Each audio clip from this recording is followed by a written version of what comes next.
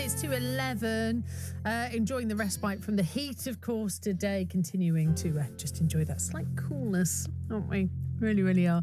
Talking about sex education today, when is the right time to talk to your child about sex? Brenda's in Basford says it's such a sensitive subject to talk about. When we were at school, there were no sex education. I think at some stage, girls should have separate lessons to talk about periods. When I started mine, I knew nothing about it and I was petrified. I think it's essential they learn about it now. And when I had my children, I made sure to talk to them about it. But they'd already learnt about it at school. It does help them. I think it's good kids learn at such an early age. Let's bring in Claire Clements, who's from Positive Pants Family CIC, which offer mental health support to children and families. Hello, Claire. Thank you for joining us this morning. No problem. You kind of come at this with a dual head, Claire, as I know you often do, which is part mum, but also part from Positive Pants. And that right time to introduce conversations about sex is when, Claire? I mean, I'm not going to be putting an age on it. I'm going to be very diplomatic. I think, like with all these things, it's a decision that you can make as a family. I mean, obviously there's a curriculum in place that has sort of set timelines of when things are discussed at school. But I think as far as the family home go, you yourself will know your child and what feels right. You will know that based on, their upbringing, their mannerisms, on how your relationship with sex is, how healthy your relationship is. So, we all have different comfort levels.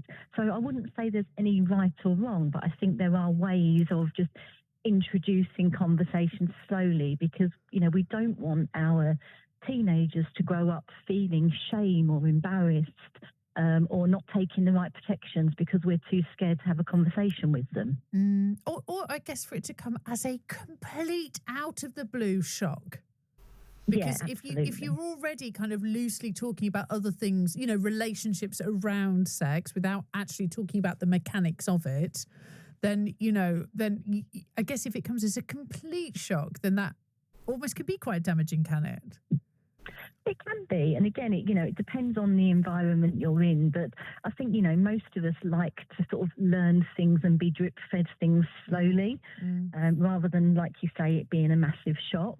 Because the reason it comes as such a shock, if it's not a sort of topic that's broached in any other way, is that, it's quite an alarming concept, because it's not a concept that they will have had or experienced or, had any knowledge of. So, it's quite a hard concept to get your head around if you're not being, having regular sort of healthy conversations. Do you want to try and have the conversation before they hear about it in the playground? Or is it right that the conversation starts at the point at which they are asking questions, which probably means that they might have heard something in the playground? Yeah, I mean, I think you can start conversations without having a big conversation about it.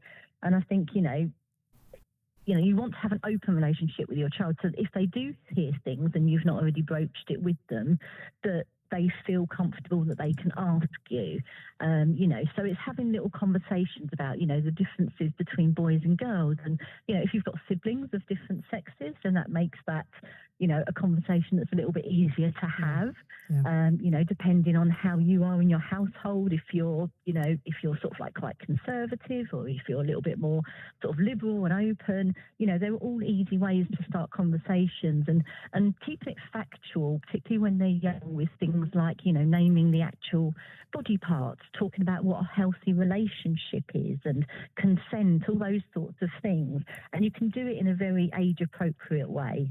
Definitely. Thank you for that, Claire. Appreciate your time this morning. Claire Clements there, who is from Positive Pants Family CIC, which offer mental health support for children and families. Do keep your comments coming in then. It's interesting to hear your thoughts, your experiences about the right time to talk to your child about sex. Let me know.